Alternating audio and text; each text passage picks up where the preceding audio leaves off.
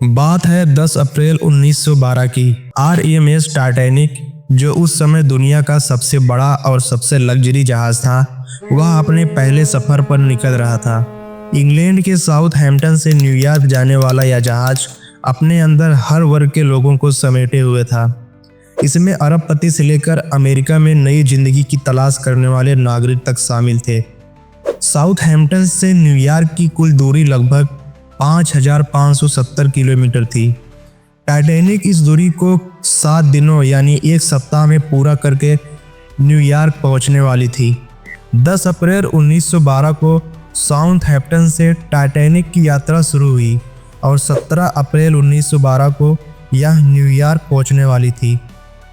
लेकिन 14 अप्रैल की रात अपनी यात्रा के चौथे दिन यह जहाज महासागर में डूब गई। आखिर क्या हुआ था उस रात इस जहाज के साथ, जिसे इतिहास के पन्नों में लिख दिया गया? तो चलिए इस कहानी के पीछे की पूरी स्टोरी समझते हैं। 22 साल के अनदुई कैप्टन एडवर्ड जॉन स्मिथ इस जहाज की कमान संभाल रहे थे। जहाज के चारों तरफ एक अलग ही माहौल था। मीडिया और जनता में भारी उत्साह था। आखिरकार यह सिर्फ दुनिया का सबसे बड़ा जहाज नहीं था, बल्कि अपने समय का सबसे शानदार और सुरक्षित जहाज भी था। इसकी लंबाई 269 मीटर थी और ऊंचाई 50 मीटर से भी ज़्यादा। इसे बनाने में उस समय $7.5 मिलियन लगे थे, जो आज के हिसाब से लगभग $400 मिलियन के बराबर हैं। टाइटैनिक को एक चलते फिरते 5 स्टार होटल की तरह डिजाइन किया गया था। इसमें भव्य सीढ़ियाँ, एक gym, 4 restaurant, first class lounge, तुर्की बाथरूम, 2 बार्बर शॉप और एक लाइब्रेरी भी थी। इस जहाज को इतना सुरक्षित माना गया था कि इसे अनसिंकेबल, कभी ना डूबने वाला जहाज का टैग दिया गया था। व्हाइट स्टार लाइन कंपनी, जिसने इसे बनाया था, उसके वाइस प्रेसिडेंट ने दावा किया था कि यह जहाज कभी डूब नहीं सकती। लेकिन क्या सच में ऐसा था? 12 अप्रैल 1912 को टाइटैनिक को अपनी पहली बर्फीली चेतावनी मिली। इस चेतावनी में बताया गया कि अंटार्कटिक महासागर में बर्फ के बड़े बड़े पहाड़ यानी आइसबर्ग से हैं। यह कोई अनोखी बात नहीं थी। समुद्र में ऐसे रेडियो मैसेज जहाज़ों के बीच चलते रहते हैं। लेकिन टाइटैनिक ने अपनी गति को कम करने के बजाय अपने उसी गति पर यात्रा जारी रखी। 14 अप्रैल की रात तक टाइटैनिक को कुल 7 आइस वार्निंग मिल चुकी थी। इसके बावजूद जहाज की स्पीड लगभग 40 किलोमीटर प्रति घंटा पर बरकरार थी।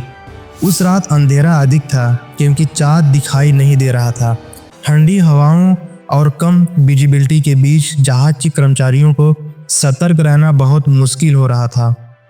रात करीब 11:40 पर फ्रेडरिक फ्लीट, जो जहाज के क्रूज नेस्ट में तैनात थे, अचानक एक बड़े आइसबर्ग को जहाज की ओर आते हुए देखते हैं।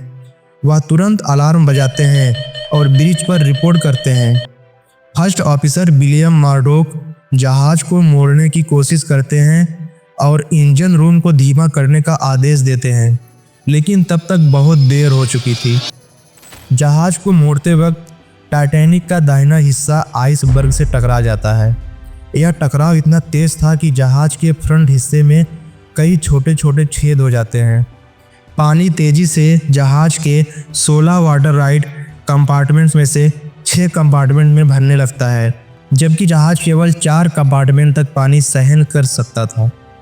कैप्टन स्मिथ और जहाज के डिजाइनर थॉमस एंड्रूज ने तुरंत हालात का मुआयना किया और समझ गए कि जहाज डूबने वाला है। रात करीब 12 बजे कैप्टन स्मिथ ने रेडियो ऑपरेटर जैक फिलिप को SOS सिग्नल भेजने का आदेश दिया। SOS सिग्नल का मतलब है हमारी आत्माओं को बचाओ। यह एक आपातकालीन संकेत है जिसका उपयोग तब किया जाता है जब जहाज संकट में हो। यह संकेत रेडियो टेलीग्राफ के माध्यम से भेजा जाता है।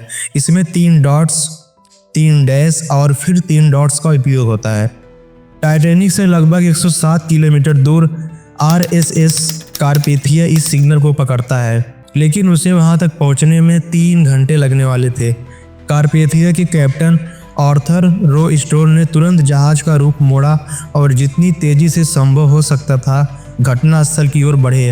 हालांकि टाइटैनिक के डूबने तक कारपेथिया वहां नहीं पहुंच पाया, लेकिन उसने बचे हुए लगभग 705 लोगों को बचाया।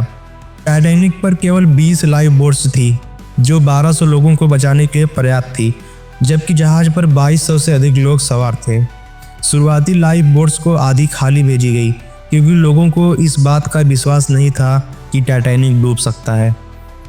रात करीब 1 बजे तक जहाज का फ्रंट हिस्सा पानी में डूबने लगा, जिससे पीछे का हिस्सा ऊपर उठ गया।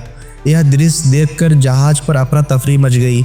लगभग 2:20 पर टाइटैनिक 2 हिस्सों में टूट गया और धीरे धीरे पानी में समा गया।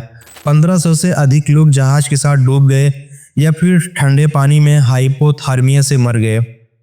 लेकिन एक और जहाज वहां पर मौजूद थी। अगर उसने टाइटैनिक के भेजे गए आपातकालीन सिग्नल को देख लिया होता तो शायद मरने वाली की संख्या इतनी अधिक नहीं होती।